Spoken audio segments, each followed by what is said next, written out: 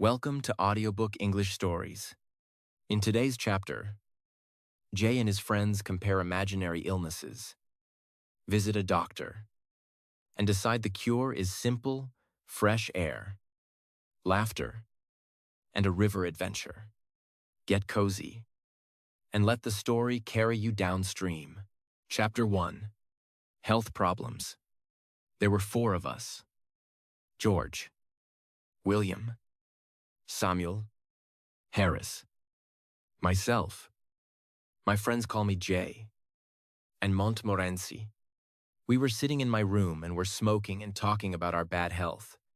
We were all feeling very ill, and we were unhappy about it. Harris said he felt dizzy sometimes. George felt dizzy too. My big problem was my liver. I knew I had a bad liver. I had read about all the symptoms of liver disease in a book. I had every symptom that was written. Every time I read about an illness, I realized that I have it. One day I had a little health problem. I went to the British Museum library to read about it. After some time, I began reading about another illness. I don't remember the name now, but it was something terrible. I knew I had that terrible illness too. I began reading the book from the letter A to the letter Z. I had the symptoms of all the diseases in the book, except for one. I didn't have housemaid's knee. This made me a bit unhappy. Why didn't I have housemaid's knee too? With all the diseases I had, I knew my life was short. I tried to examine myself. I tried to feel my heart. I tried to look at my tongue. When I had walked into the library, I had been a happy, healthy man. When I left it, I was a very ill man. I went to see my doctor. He is an old friend. Whenever I think I am ill, he examines me and says I am fine. A doctor really must have practice. This time, I thought, he will get more practice with me than with 1,000 normal patients. After all, normal patients have only 1 or 2 diseases each. Well, what's wrong with you? He asked. I said, if I tell you what is wrong with me, you will die before I finish. Life is too short. I'll tell you what is not wrong with me. I don't have housemaid's knee, but I have everything else. I told him about what I had read at the library.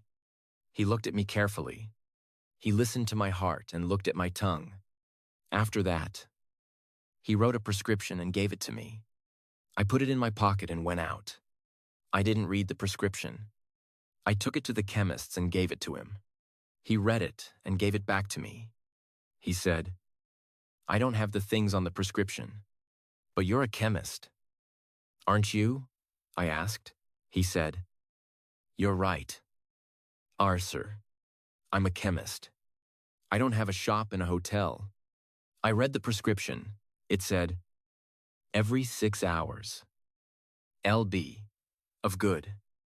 Fresh meat, pint of beer every morning. 1 0-mile walk. Go to bed no later than I.O. each night. And don't read books about things you don't understand. I followed the doctor's prescription. It saved my life. I now feel rather well. Except for my liver problem. The main symptom of liver disease is a general feeling of sleepiness and no interest in working. I have suffered from this illness ever since I was a boy. Medical science was not advanced in those days. Doctors did not know that I had liver illness. They thought I was lazy. People called me a lazy little devil and said, go and do your work. They did not know I was ill with liver disease. Instead of giving me liver pills, they gave me blows on the head. Those blows were good for me because after each blow, I went to do my work. That old remedy worked better than a box of modern pills. That evening, George, William, Harris, and I sat in my room. We described our illnesses. I explained to George and William Harris how I felt in the morning. William Harris told us how he felt when he went to bed. Then George stood up and told us how he felt at night. George always thinks he is ill, but there is really nothing wrong with him. At that moment, Mrs. Poppets, the housekeeper, served our dinner. We were not hungry. We ate some meat, onions, and cake. We had no interest in food. We began talking about our illnesses again. We all knew that our illnesses were caused by too much work. "We need a rest," said Harris. "A rest and a change," George added. "Our minds are tired from too much work. We must rest our minds. Let's go to the countryside." I said, "We'll find a nice, quiet place with no people." Harris said, "Oh, how boring. In the country, everyone goes to bed at 8:00. You can't even find a newspaper. If you want a rest and a change, then the best place is the sea." "What a terrible idea," I said. "A sea trip gives you seasickness. Who wants a whole week of seasickness? You leave on Monday and you're feeling well. On Tuesday, you feel worse. Then on Wednesday, you're really sick. On Thursday and Friday, you're almost dead. On Saturday, you can finally drink a few teaspoons of tea. On Sunday, you can walk again and eat some food. Then, on Monday, you're happy because it's time to get off the boat." "So," George said, "let's go up the river. We'll have fresh air and quiet on the river. The hard work on the boat will make us hungry. So we'll enjoy our food. We'll be so tired at the end of the day that we'll sleep well." Harris said, "You don't have any trouble sleeping, George. There are only 24 hours in the day, and you sleep most of that time. If you sleep anymore, you're dead. However, I like your idea of a holiday on the River Thames." I liked it too. George was surprised that we both liked his idea. The only one who didn't like the idea was Mont Morenzi, my fox terrier. He looked at us with his big eyes. "You like the idea, but I don't." His face said, "On the river, there's nothing for me to do. I don't like looking at the trees. I certainly don't smoke. If I see a rat, you won't stop the boat so I can run after it. When I'm asleep, you'll probably rock the boat, and I'll fall into the river. The whole idea is stupid." We were 3-1, so we decided to go on the river trip. Chapter 2. Planning the trip. We looked at the maps, and we discussed plans. We decided to start from Kingston the following Saturday. "Harris, you and I will go to get the boat at Kingston," I said. "Then we'll take it up the river to Kai, where we'll meet George. George works in the city until the afternoon. George goes to sleep at a bank from 10:00 to 4:00, Monday to Friday, except on Saturdays. On Saturday days, they wake him up at 2:00 and put him outside the door." The next problem was where to sleep at night. George and I didn't want to sleep at inns. We wanted to camp out in the middle of nature. "How beautiful," we said. "Sleeping in the country under the stars. By the river, I can imagine it all." I said, "There is a golden sunset. The river is moving along quietly. The forest is full of trees and birds. The grass around us is green, and little flowers grow here and there. Soon it is dark. We row our boat into a quiet corner on the river. We put up our tent and cook a simple, healthy meal. We all sit around a warm fire and eat our meal. We look up and see the moon and the stars. Then we sit in silence. How wonderful this is. We go to bed, and then we dream under the stars. We dream that the world is young again." As we all sat there dreaming, Harris said, "What happens if it rains?" There is nothing poetic about Harris. He is not romantic at all. If Harris ever has tears in his eyes, he is eating raw onions. If you stand by the sea with Harris and say, "Listen to the sounds of the sea," can you hear spirits singing sad songs? The songs of those who died in these waters. He will take you by the arm and say, "I understand. My friend, you're not feeling well now. Come with me. I know a place around the corner here where you can get some good whiskey. You'll feel better soon." Harris always knows where you can find a good whiskey. Harris was right about camping out. When it rains, it's not nice at all. Just imagine, it is evening. You are all wet. There is water in the boat. And all your things are wet. You find a place on the riverbank. You get out of the boat and pull out the tent. Now, two of you try to put it up. The tent is wet and very heavy. It is raining hard. The wind is blowing. The wet tent flies about. It falls on your head and makes you angry. It is difficult to put up a tent in good weather. It is impossible to do so in wet weather. The other man is of no help at all. He is a complete fool. The wind continues to blow, and the rain continues to fall. You look at the other man and say, "What are you doing with your side of the tent?" "What are you doing?" He answers. "Don't pull on your side," you shout. "I didn't pull, you pulled," he shouts. "You're doing everything wrong," you shout. What he shouts? "I can't hear you. You don't know how to put up a tent. We'll never put up this tent," you say. At this point, the third man has pulled the boat out of the water. He is completely wet. He wants to know why the tent isn't up yet. Everyone is wet and angry. Harris was right. Camping out in rainy weather is not a good idea. We decided to camp out in good weather and sleep at an inn or a hotel in bad weather. Morenzi agreed with this decision. He likes inns and hotels. Morenzi doesn't like the quiet life. He prefers noise and confusion. He looks like a good, well-behaved dog, but he's not. When you look at Morenzi, you see an angel from paradise in the form of a small fox terrier. When he killed 12 chickens, and I paid for them, I changed my opinion of Morenzi. In 1 year, he had 14 street fights with other dogs. An angry woman brought me her dead cat and called me a murderer. Morenzi loves to join the worst dogs. He then takes them around town to fight other dogs. This is his idea of a happy life. Chapter 3. Packing.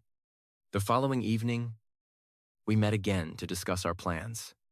Harris said, "Now we must decide what to take with us. You get a piece of paper. Jay, and you get a pencil. George, I'll write the list." Harris is always like this. He tells everyone what to do, and he does nothing. My old Uncle Podger was just like Harris. When Uncle Podger did a job, everybody in the house helped. One day, Uncle Podger bought a picture. Aunt Potter asked, "Where can we put this picture?" "Leave it to me. Don't worry about it. I'll do it all," Uncle Podger said. He sent one of the girls to buy the nails. Then he sent one of the boys to tell her the size of the nails. He sent Bill to get the hammer. And he sent Tom to get the ruler. "Now get me a kitchen chair." "Jim, I need 2 people to hold the chair." "Maria, come here and hold the light." "Tom, come here and give me the nail." He finally had the nail in his hand, but it fell on the floor. Everyone looked everywhere for the nail. When someone finally found it, Uncle Podger lost the hammer. "Where's the hammer? Where did I put the hammer? Help me find the hammer." When we found the hammer, he lost the place on the wall to put the picture. So, each one of us climbed up on the chair to look for the place. Each one thought it was a different place. When Uncle Podger climbed up on the chair, he fell on the piano. Aunt Potter was very angry. She said, "The next time you put a picture on the wall, please tell me. I'll go and spend a week with my mother." Uncle Podger tried again and again. At midnight, the picture was on the wall. However, it was not straight. The wall was dirty. Everyone was tired and unhappy. Uncle Peter looked at the picture and said, "It was such an easy job." I told Harris, "You get the paper and pencil. George will write the list, and I'll do the work." The first list was too long. We threw it away. We started another list. In order to travel to the north part of the River Thames, we need a small boat, George said. With a small boat, we can carry only necessary things. We won't take a heavy tent. We can put a canvas cover eye over the boat at night. It will be like a little house, warm and comfortable. We made a list of all the clothes we needed. George said he knew everything about the right clothes for a trip. We discovered later that this wasn't true. We talked about food next, George said. Let's continue with breakfast. For breakfast, we'll need a frying pan. That's quite difficult to eat, Harris said, smiling. Stop being stupid. Harris, I said. Laissons continue, said George. We'll need tea, sugar, eggs, bacon, bread, butter, and jam for lunch. We can take biscuits, cold meat, and fruit, but no cheese. The smell of cheese is too strong. After a day or two, everything will smell of cheese. For dinner, we can take meat pies, fruit peas, tomatoes, and green vegetables. This good food will keep us healthy. George said, we didn't take wine or beer because they both make you sleep. George continued, we'll also need a teapot, a pan, and a camping stove. We don't want a paraffin oil stove. Oh no. Not a paraffin oil stove, I said. We once took a paraffin oil stove. It was horrible. The smell of paraffin oil was everywhere. The river smelled of paraffin. The wind smelled of paraffin. Even the sunset smelled of paraffin. When we visited the town of Marlow, it smelled of paraffin too. Even the church of Marlow smelled of paraffin. The countryside for miles around smelled of paraffin. We decided never to take a paraffin oil stove again. The next day, we bought everything we needed. We met in the evening to pack our suitcases. We got a large suitcase for the clothes and 2 large hampers for the food and utensils. I am very good at packing. Packing is one of those things that I do best. I'll organize the packing, I said to George and Harris. They agreed. George sat in the armchair, and Harris put his feet up on the table. This was not what I had intended. I wanted to organize the packing, not do it. I wanted George and Harris to do all work. However, I didn't say anything. I started packing the clothes. It took a long time, but I finally finished. I sat on the big suitcase to close it. George and Harris watched me. Aren't you putting the boots in? Asked at Harris. I had forgotten them. Why didn't you tell me before I said? Harris said nothing. George laughed. I was furious. I opened the suitcase again and packed the boots. Then an awful idea came to me. Did I pack my toothbrush? I started looking for it. I took everything out of the suitcase. I found George's toothbrush. I found Harris's toothbrush. But I didn't find mine. In the end, I found it inside a boot. I packed everything again. When I finished, George asked me, "Is the soap in the suitcase?" "I don't care about the soap," I answered. I sat on the big suitcase again to close it. Then I remembered that my cigarettes were in the suitcase. I opened it again and finally closed it at 1050 p.m. There were still the 2 hampers to pack. Harris and George decided to pack them. I sat down to watch. Chapter 4. Ready for the trip. There were dishes, cups, bottles, pans, tomatoes, cakes, and many other things to pack in the hampers. As soon as George and Harris started packing, they broke a cup. And this was just the beginning. George is the worst packer in the world. When George dies, Harris will be the worst packer in the world. They walked on things and broke them. Harris put a big jar of jam on top of a tomato and crushed it. George stepped on a big packet of butter, and Harris sat on it. Soon there was butter everywhere. They packed the pies in the hamper. Then they put heavy things on top of them. The pies were crushed, just like the tomato. In the middle of all of this, there was Montmorency. Of course, he put his leg in the sugar, and soon there was sugar everywhere. He ran away with the teaspoons. He pretended that the lemons were rats and killed 3 of them.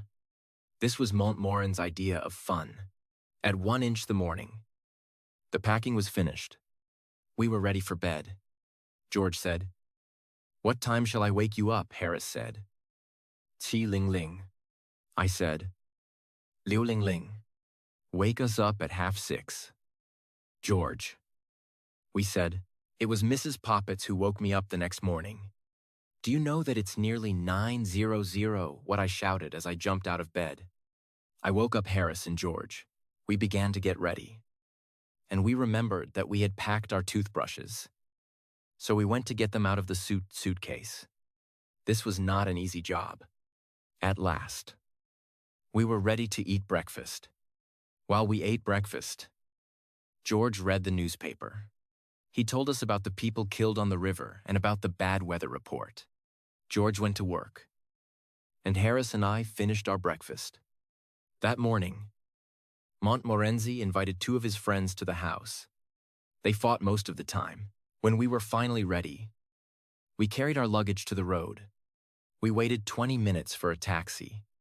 A crowd of people was watching us. They looked at us, at Morenzi, and at Montmoren's friends. They looked at all our luggage, a big suitcase, a small bag, 2 big hampers, some pans, some umbrellas, 5 coats, and raincoats. At Water L Station, we took the 1105 train to Kingston. At Kingston, our boat was waiting for us. Below the bridge, Harris and I put our luggage in it. We got on the boat happily, but Montmorency was worried. Harris took the OES, and we started our 2. Harris was wearing a red and orange blazer. It was a beautiful, sunny day. When we passed Hampton Court Palace, Harris asked, "Have you ever visited the maze here?" He said he had gone into the maze once to show a friend. He studied a map of the maze before going in. He knew it was very easy to get out again. Harris said to his friend, "We'll go in and walk around for 10 minutes. Then we'll come out and have lunch. It's very easy. Take the first turn to the right each time." In the maze, they met some people who had been there for 45 minutes. They wanted to get out because they were lost. Harris said, "Follow me. I'm going out in 10 minutes. The people thanked him and started following him. Other people began following Harris too. Some of them were worried and afraid. He continued turning to the right, but he was still in the maze. Harris got lost. The people were angry with him. They all started calling for help. A young keeper 4 heard them and came to help. But he got lost too. Finally, the old keeper came back from lunch. He let the people out. Everyone was tired and angry. Harris said, "Let's ask George to try the maze on our return trip. Not a bad idea." I said, "When we passed Mola Lock, we were the only boat in the big lock. Usually, the lock is a very busy place. On Sundays, there are boats everywhere. People like the river and the sun. It's such a beautiful picture, the river. The trees, the flowers, and the people in their colorful clothes." At Hampton, Harris wanted to stop the boat and have a look at the church. I don't like visiting churches, but Harris loves it. I came on the trip only because I wanted to visit Hampton Church. You know, I love churches, churchyards, and tombs. The idea of not seeing Hampton Church with Mrs. Thomas's tomb makes me angry. Who is Mrs. Thomas? I asked. I don't know, but she has a strange tomb. I said, we must be at Shepperton at 5:00 to meet George. Harris said, George. Why can't George be here to do some work? Why doesn't he help us with this heavy boat? What does he do at the bank? He sits behind a piece of glass all day and does nothing. I work. Why doesn't he work? I'm going to have a drink. There are no pubs near here. The nearest pub is far away. I said, what? We'll all die of thirst. No pubs if you're thirsty. We have water in the boat. I said, water. Water makes people ill, he said. However, I am very thirsty, and I must drink something. So he took the bottle and drank some water. Chapter 5. First day on the boat. We stopped at Kempton Park and had lunch under the trees. We good food always calms Harris. We reached Sunbury Lock at 3:30. We then went to Walton, which is a historical town. Julius Caesar stayed there with his soldiers. Queen Elizabeth I stayed there too. You can never escape from that woman. She was everywhere. Next, we came to Horde and Shepperton. There is a tomb in the Shepperton churchyard with a poem on it. I was afraid Harris wanted to stop and visit it. I saw him looking at the church as we passed near it. So I moved the boat suddenly, and Harris's cap fell into the water. He pulled it out and was angry with me. Fortunately, he was worried about his wet cap and forgot about the church. As we came to Weybridge, the first thing we saw was a colored blazer. When we got closer, we saw that George was inside the blazer. Morenzi started barking furiously. Harris and I shouted loudly. George waved his cap and shouted too. The lockkeeper I ran out because he thought someone had fallen into the water. When he saw that no one was in the water, he returned to his work. Now that George was on the boat, we decided to make him work. He did not want to work. Of course, I had a bad day at the bank. George said, Harris, who was a little cruel, said, now you're going to have a bad day on the river. A change is good for you. It's healthy. Come on. Get out of the boat, and Toe George didn't know what to say. After a moment, he said, it's better if I stay here and prepare tea. It's very difficult to prepare tea. And you look tired. We didn't answer. We gave him the rope. He started walking and pulling the boat. I remember that George once saw a young couple who were walking by the side of the river. They were pulling a rope behind them, and they were talking. They didn't notice that there was no boat at the end of the rope. When George saw this, he took the rope out of the water. Then he tied it to his own boat. So the young couple towed George and his 3 fat friends up to Marlow. When they looked back, they saw that they were towing a boat that was not theirs. The young man was surprised and angry. The young lady said, oh, Henry, where is Aunt Mary? No one knew what happened to Aunt Mary. The most exciting thing is to let girls tow your boat. You always need 3 girls. 2 of them hold the rope. The third one runs around and laughs all the time. When they are finally ready to pull, they start running. They pull the boat too fast, and they are soon tired. They say, sit down on the grass to rest, and laugh. While they rest, your boat goes out into the middle of the river. Oh, look, they say. The boat's gone to the middle of the river. They laugh, jump up, and start pulling it again. Then one of them decides to stop because she needs her hat.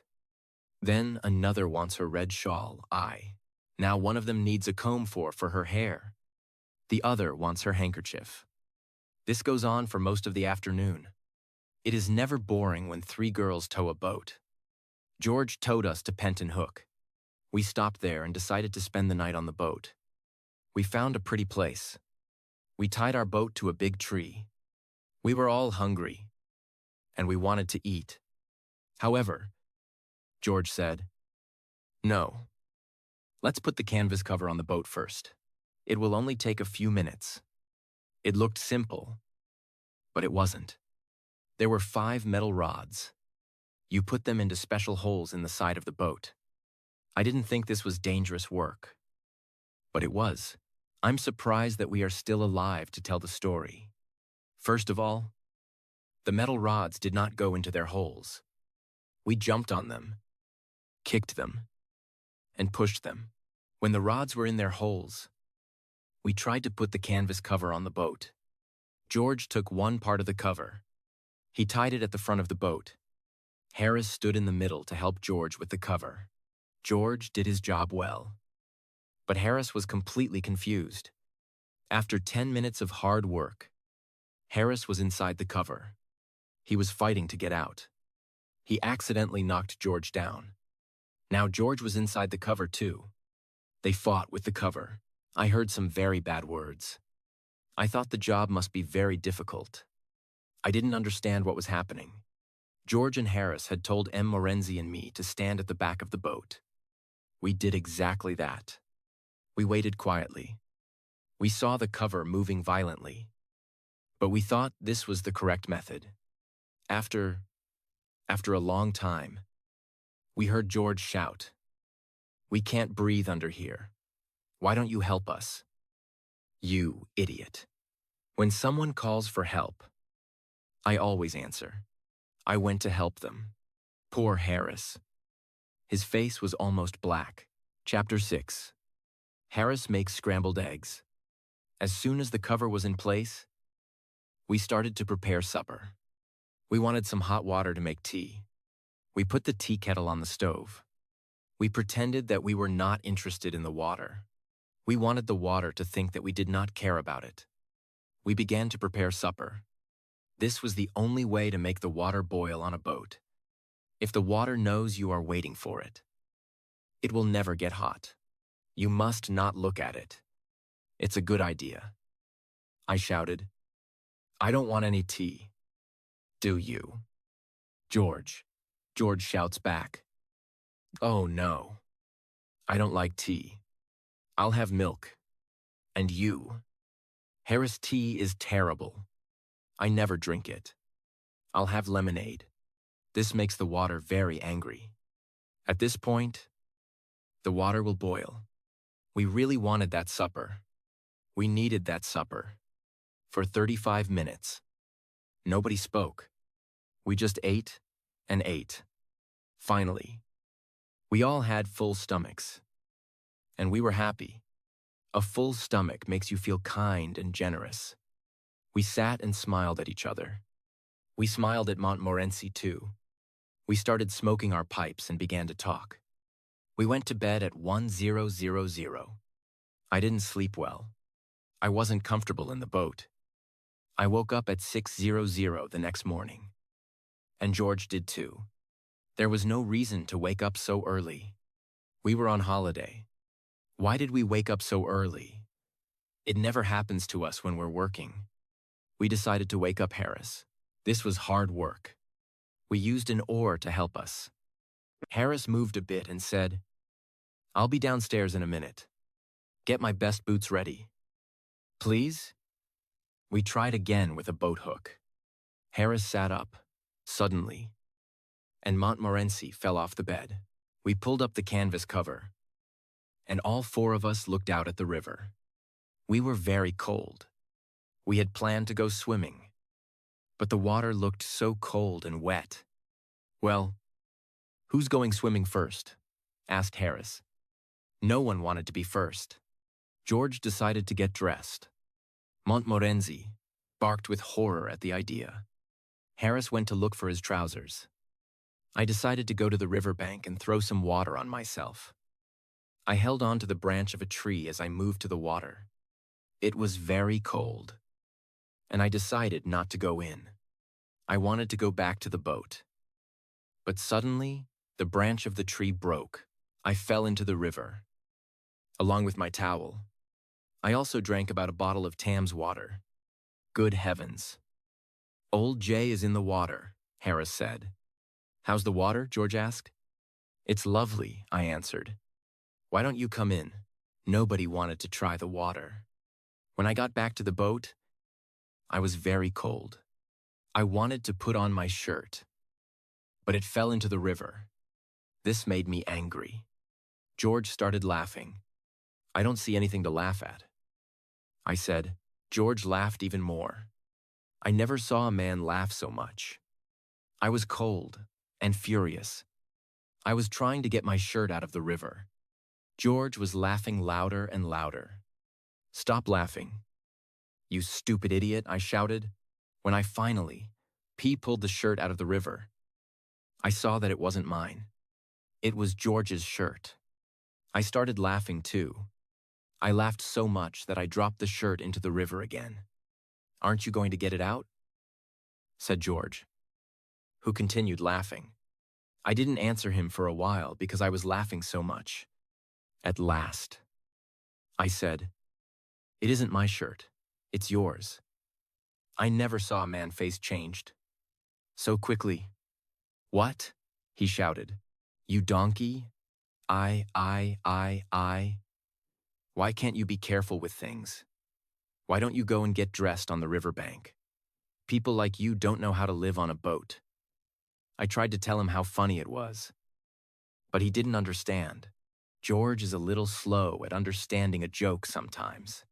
Harris said, I'm cooking scrambled eggs for breakfast this morning.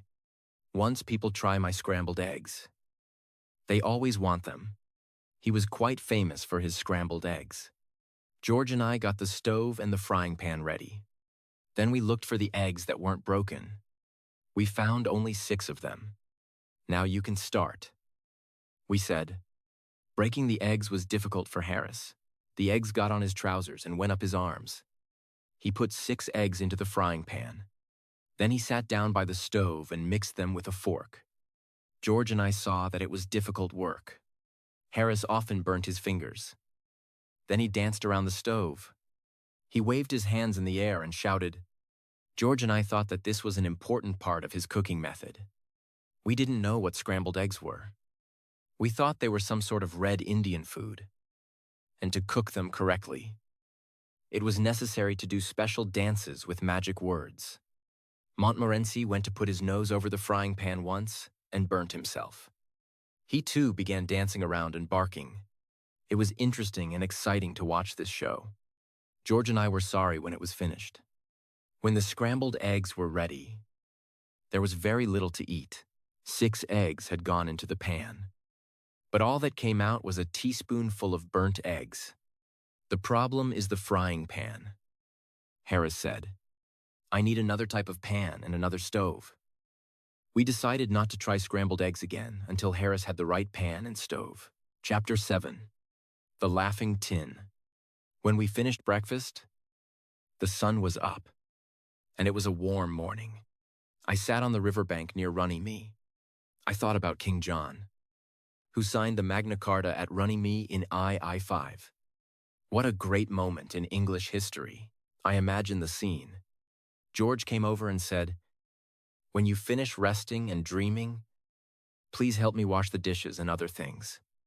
I cleaned the frying pan with some grass and with George's wet shirt. Later on, we went to Magna Carta Island. We saw the stone where the Magna Carta was signed. In this area, King Henry VII met with his sweetheart, Anne Boleyn. I am certain that King Henry VII met Anne Boleyn in several other places too. We continued slowly up the river and stopped for lunch near Monkey Island. We had cold meat for lunch. Where's the mustard? I asked. The mustard, Harris said. We had forgotten to bring the mustard. At that moment, we all wanted mustard more than anything in the world. How boring life is without mustard, Ed said George. We ate our cold meat in silence. We thought about the happy days of childhood when there was lots of mustard on the table. The adult world can be a cruel place. All 3 of us loved tinned fruit. George brought out a tin of pineapple. This was perfect to make us forget the mustard. Look at the picture on the tin, said Harris. Ah, I can't wait, I said. I'm dreaming about the sweet juice, George said. Harris got a spoon ready. Then we looked for the tin opener. We took everything out of the 2 hampers. We took everything out of the bag. We looked in every corner of the boat. There was no tin opener. Harris tried to open the tin with a little knife, and he cut himself. George tried to open it with a pair of scissors. The scissors flew up and almost cut his eye. I tried to open it with a piece of metal. I did something wrong because I fell into the river. The tin flew away and broke a teacup. Then, we all got angry. I started hitting the tin with a piece of wood. Harris hit the tin, and so did George. We changed its shape. We made it square. We made it round. Then we made it flat. But we still couldn't open it. The tin looked at us and seemed to be laughing. It was ugly, and it frightened us. I threw it in the river. Then we rowed away and didn't stop until we reached Maidenhead. It was evening, and a strong wind started blowing. The wind was behind us, and we put up the sail quickly. The wind blew, and the boat flew up the river. I was steering the boat, and George and Harris were enjoying the trip. Sailing is exciting. It's almost like flying. You feel that you are part of nature. We were alone, and we flew along the river. Far in the distance, we saw a small fishing boat. There were 3 fishermen in it. The sun was going down, and there was a red light on the water. The river seemed magic. It was like a dream. We felt that we were sailing into a strange land. We did not sail into a strange land. We sailed straight into the fishing boat with the 3 old fishermen. At first, we didn't know what was happening. But when we heard the bad words that came from the other boat, we knew we were near people. The 3 old fishermen fell off their seats. There were fish all over them. They slowly tried to get up. As they did this, they cursed us. They didn't curse us with common curses. They used special curses. They also cursed our parents, families, friends, neighbors, pets, and jobs. Harris stood up and said, "Be thankful for a bit of excitement in your lives. Your lives must be so boring. Just sitting and fishing all day, my friends and I are very unhappy to hear men of your age use such bad words." The 3 old men did not agree with Harris. "I'll steer the boat now."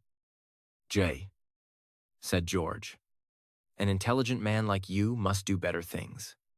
Leave the steering to me before we all drown." Chapter 8. Morenzi meets a cat. At Marlow. We left our boat by the bridge. We spent the night at the Crown Hotel. The next morning, we went swimming before breakfast. On the way back, Morenzi met a cat. Morenzi and I don't agree on cats. I like cats. Morenzi doesn't. When I meet a cat, I stop and say hello. I pet-eye it gently. The cat is happy, and I am too. When Morenzi meets a cat, the whole street knows about it. A lot of bad words fly through the air. As soon as Morenzi saw the cat, he barked with happiness. The cat was walking slowly across the street. Morenzi ran after the cat. But the cat didn't run. He didn't understand that his life was in danger. This cat was big and black. It had half a tail, half a nose, and only 1 ear. It was a clever street cat. Morenzi is a courageous dog.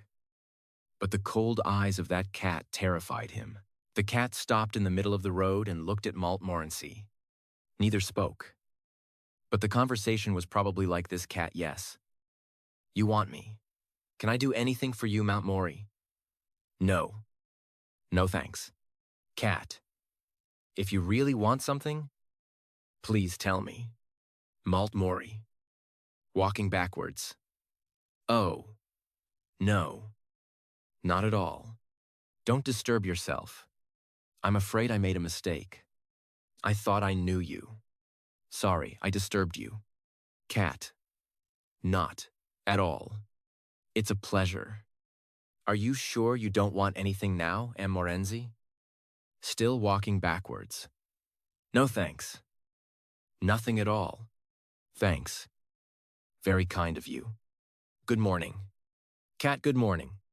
The cat got up and walked away.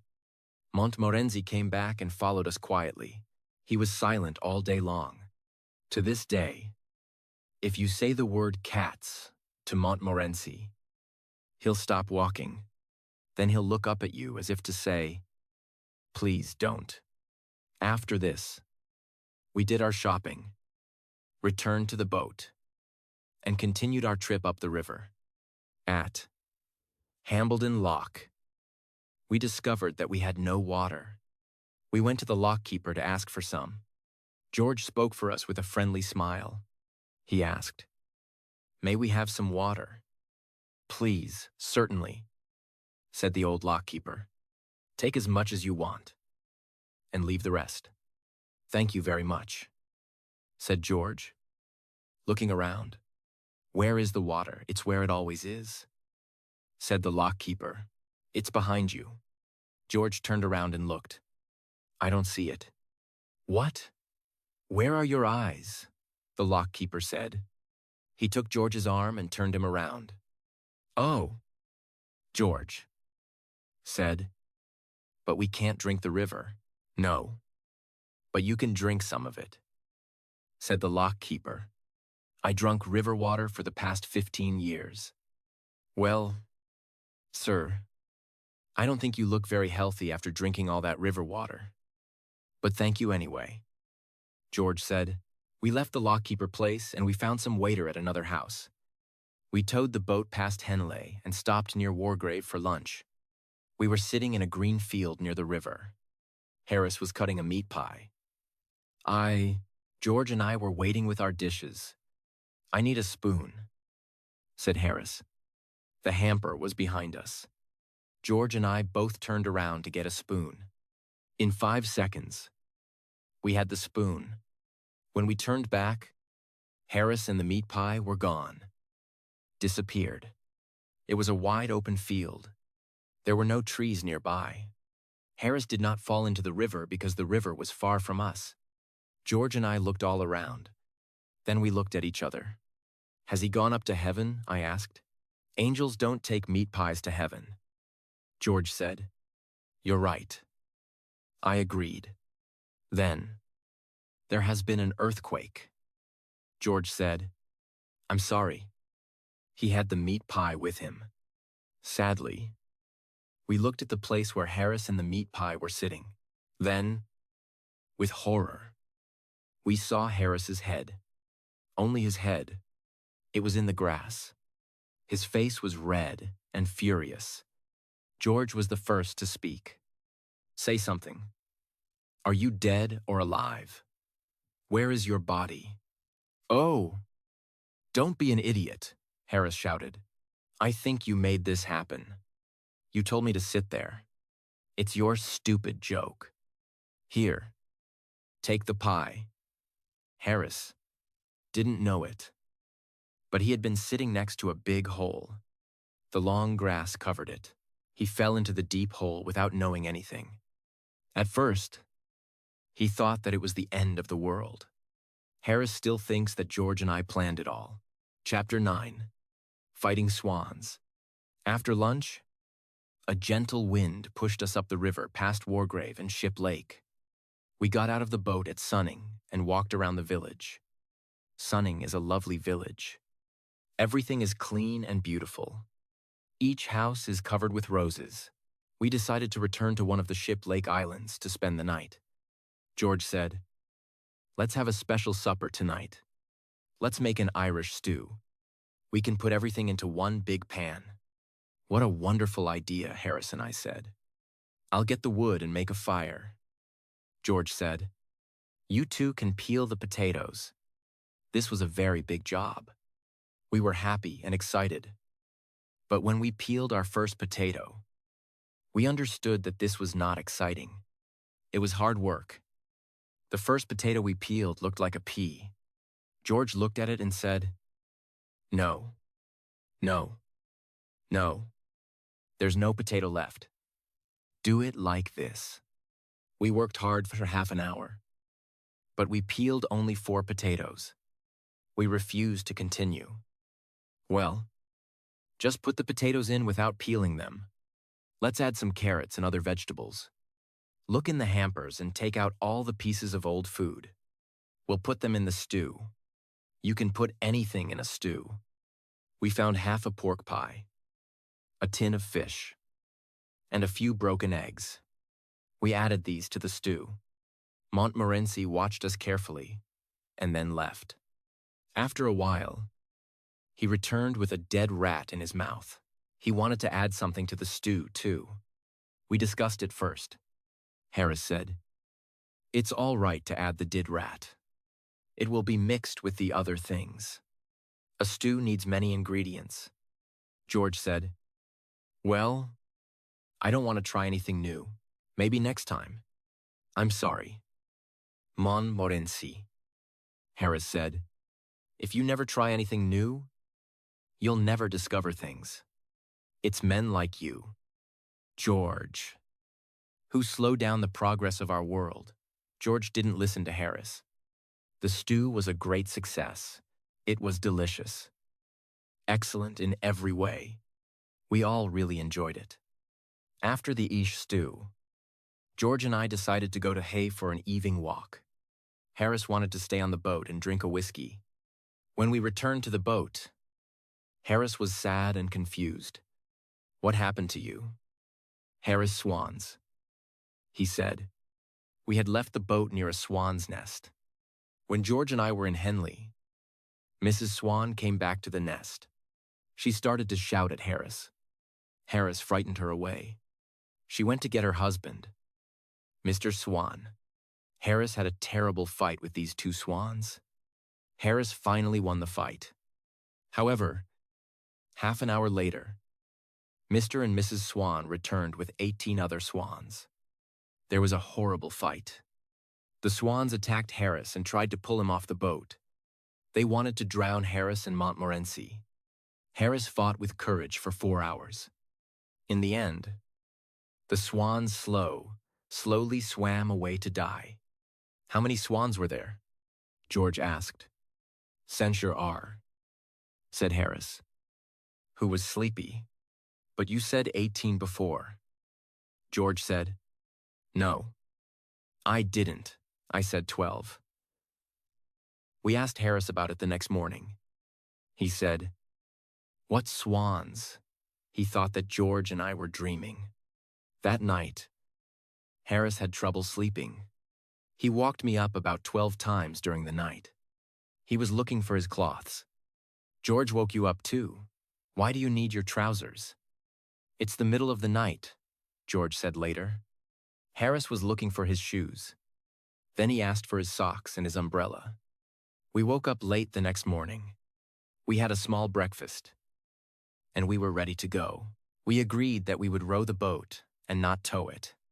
Harris said, "George, you and Jay can row. I'll steer." I didn't like this idea, and I said, "No. Harris, you and George row so that I can rest. I was doing too much work on this trip. I always think that I work too much. It's not because I don't like work. I love it. I find it very interesting. I can sit and look at it for hours. You can't give me too much work. I like collecting it. My office is full of it. I'm very careful with my work too. Some of the work in my office has been there for years. It is in perfect condition. It isn't dirty or anything. That's because I take good care of it," Harris said. "On this boat, I'm the only one who works."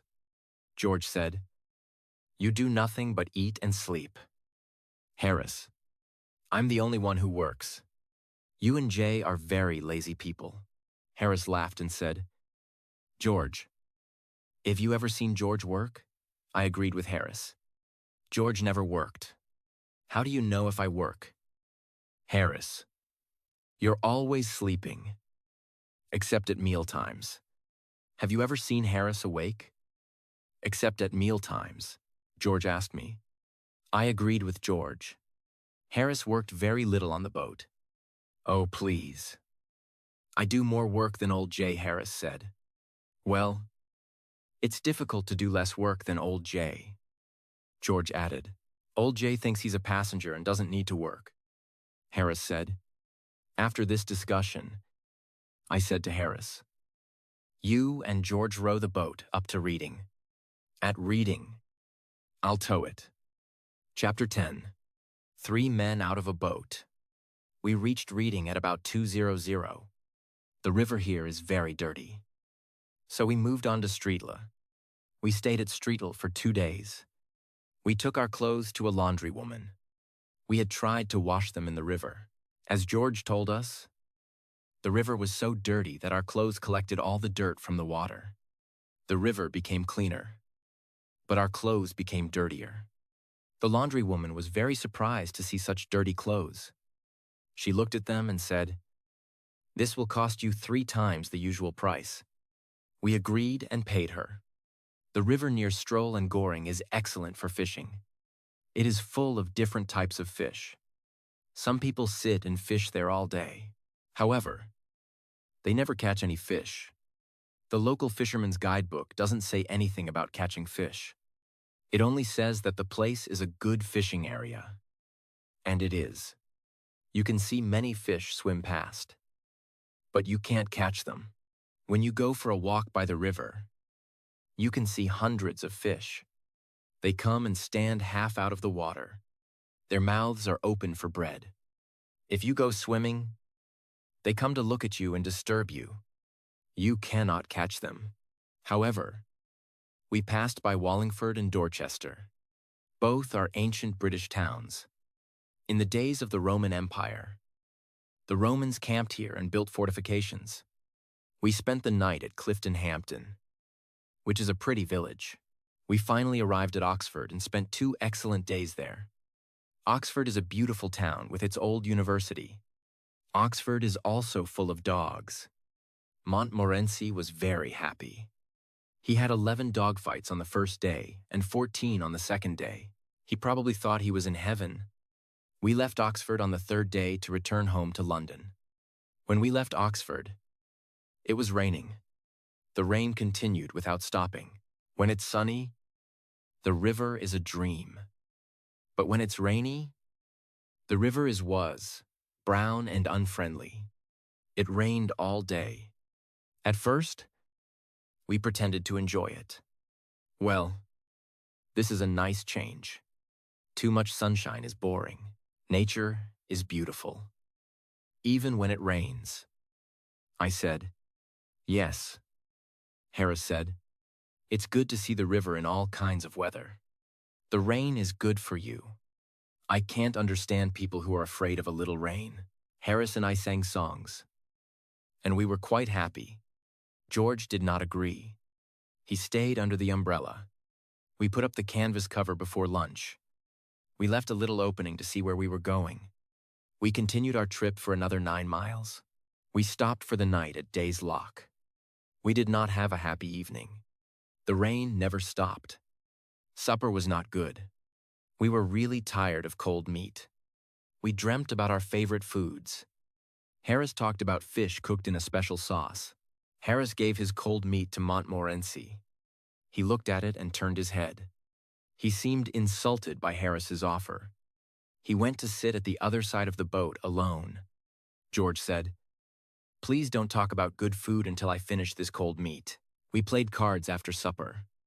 After that, we had some hot water and whiskey. George told us about a man he knew. This man had slept on the river in a wet boat like ours. He got very ill and died 10 days later. Of course, we began talking about other illnesses. After a while, Harris said, "I've got an awful headache. It must be the rain."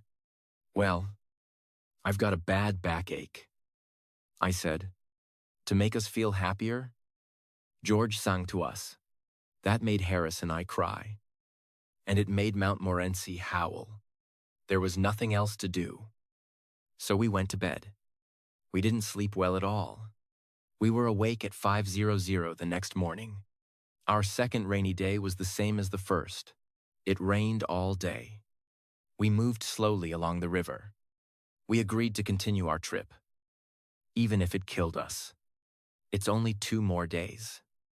Harris said, "We're young and healthy. Maybe we'll be all right." We talked about our evening. With this weather, we can have dinner and take a walk in the rain.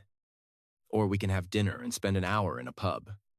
I said, "That's not very exciting." Said George, "It's much more interesting to go to the Alhambra Theatre in London." Said Harris, "And then have supper at that little friend French restaurant." I added, "But we have decided to stay and die on this boat." Said George, "However, there's a train that leaves Pangbourne after 5:00. It gets to London in time to eat something and then go to the theater." Everyone was silent. We didn't say one word. We looked at one another. Then we got out the big bag and got our clothes ready. 20 minutes later, 3 men and a dog were going to the railway station. We lied to the boatman at Pangbourne. We didn't have the courage to tell him the truth. We were running away from the rain. We asked him to take care of the boat until the next morning. "If something happens, we'll write to you," we said, telling him a big lie. We reached Paddington State at 7:00. We went directly to the restaurant and had a small meal. Montmorenzi stayed at the restaurant while we went to the theater. We'll return at 10:30 for the dog and for a good supper. I told the restaurant owner. The man at the ticket office of the theater said, "Oh, you're the famous acrobats from the Hema Mountains. You're late for the performance. Please use the side door."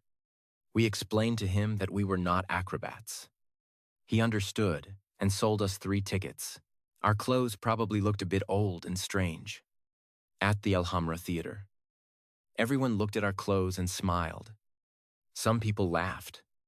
After the theater, we went back to the restaurant. We enjoyed our delicious supper.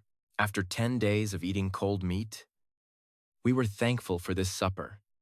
We ate it without speaking. Then we sat back and felt happy and kind.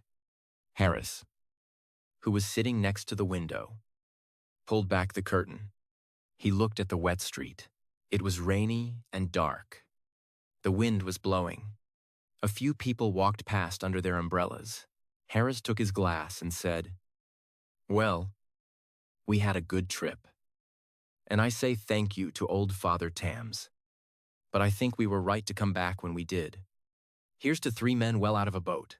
Montmorenzi stood on his back legs in front of the window. He looked at the wet cayenne and gave a short bark of agreement. The end.